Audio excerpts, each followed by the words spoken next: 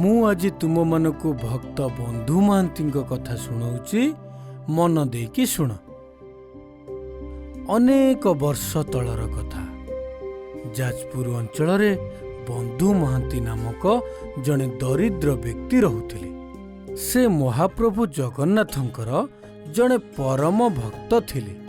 ଯେତେ ଦାରିଦ୍ରତା ଭିତରେ ଥିଲେ ମଧ୍ୟ ସେ କେବେ ହେଲେ ଜଗନ୍ନାଥଙ୍କୁ ଭକ୍ତି କରିବାରେ ଅବହେଳା କରୁନଥିଲେ। ଆଉ ସେ ସବୁବେଳେ ଜଗନ୍ନାଥଙ୍କୁ ନିଜ ବନ୍ଧୁ ବୋଲି ସମ୍ବୋଧନ କରୁଥିଲେ। ଆହେ ବନ୍ଧୁ, ମୁଁ ଜାଣିଛି ତମେ ଭାରି କପଟିଆ। ଏଇ ଦେଖୁନ, 2-3 ଦିନ ହେବ ତୁମେ ଛଳନା କରି ମୋ ହାତକୁ କାମଟିଏ ବି ଦେଉନାହଁ। ଆଉ ଆମେ 4 ପ୍ରାଣୀ କୁଟୁମ୍ବ ଲୁଣ ପକା ଯାଇ ଖାଇ ରାତିରେ ଶୋଉଛୁ। ତୁମେ ଭାବୁଛ ଏମିତି ଦୁଃଖ ଦେଲେ ମୁଁ ତମ ସହ ବନ୍ଧୁତା କାଟିଦେବି? ଜମାରୁ ନୁହେଁ।